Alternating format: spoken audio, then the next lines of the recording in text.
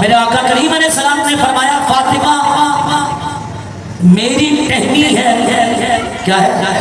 میری ٹہنی، یعنی میں درخت ہوں تو میرے درخت کا حصہ اگر کوئی ہے تو وہ فاطمہ ہے. اللہ اکبر. جس نے اس کو راضی کیا اس نے مجھے راضی کیا، جس نے فاطمہ پر غضب کیا فرمایا اس نے مجھ پر غضب کیا. آقا کریم علیہ السلام نے اپنے ساتھ اپنی صاحبزادی کو ملا دیا کہ جو اس کو خفا کرے گا یہی سمجھنا کہ اس نے اللہ کے رسول کو خفا کر دیا، لیکن جو اسے راضی رکھے گا، جو اس کے لیے نرم گوشہ رکھے گا، یہی سمجھنا کہ آقا کریم علیہ السلام کو اس نے راضی کر دیا ہے.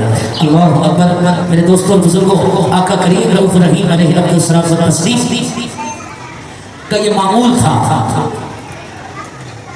کہ سیدہ کائنات حضور کی بارگاہ کے اندر جب تشریف لاتی تھی سارے صحابہ بیٹھے ہوتے، جب حضور کی نگاہ پڑتی تھی کہ فاطمہ آئی ہے، آقا کریم علیہ السلام فوراً فرماتے مرحبا مرحبا اہلا و سہلا مرحبا.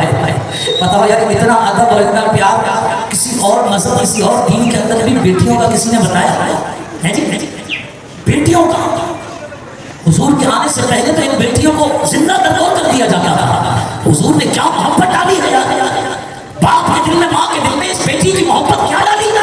آقا فرماتے ہیں، راوی کہتے ہیں جب فاطمہ آتی حضور کی نگاہ پڑتی تھی، نگاہ تو آقا فرماتے مرحبا مرحبا یا فاطمہ. اور آقا کے بارے میں فرمایا جاتا حضور اپنی بیٹی کے لیے اپنی جگہ سے کھڑے ہو جاتے.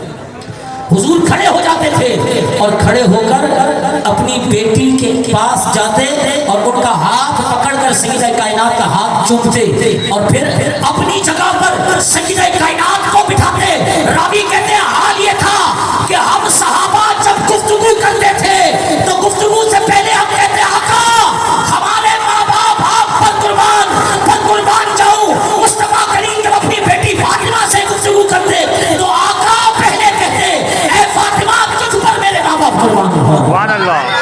ساری کائنات اپنے ماں باپ حضور پر قربان کرے اور آقا ہے کہ اپنے ماں باپ اپنی بیٹی فاطمہ زہرا پر قربان کرنے کی بات کریں. اللہ اکبر.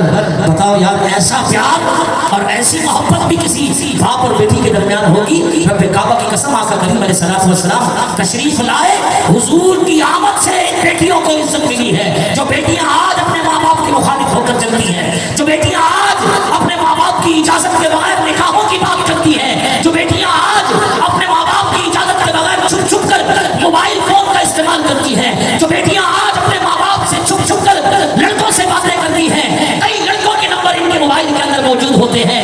خدا کی قسم تمہاری تو حیثیت کچھ نہ تھی، تمہاری تو اوقات کچھ نہ تھی، تمہاری تو اہمیت کچھ نہ تھی. تم دعا دو سیدہ کائنات کو فاطمہ الزہرا سلام اللہ علیہا کو کہ رب ذوالجلال نے سیدہ کائنات کی بدولت پروردگار نے تمہیں یہ مقام عطا فرمایا، تمہیں یہ عزت عطا فرمائی کہ ایک باپ جب نگاہ اٹھا کر اپنی اولاد بیٹی کو دیکھتا ہے تو رحمت والی نظر سے دیکھتا ہے، شفقت والی نظر سے دیکھتا ہے، محبت والی نظر سے دیکھتا ہے. گھر میں جب کچھ سامان لاتا ہے تو پہلے بیٹی کے ہاتھ میں دیتا ہے، جب پہلے کوئی کھانے کی چیز لاتا ہے تو پہلے بیٹی کو کھلاتا ہے، اس کے بعد بیٹے کو دیتا ہے.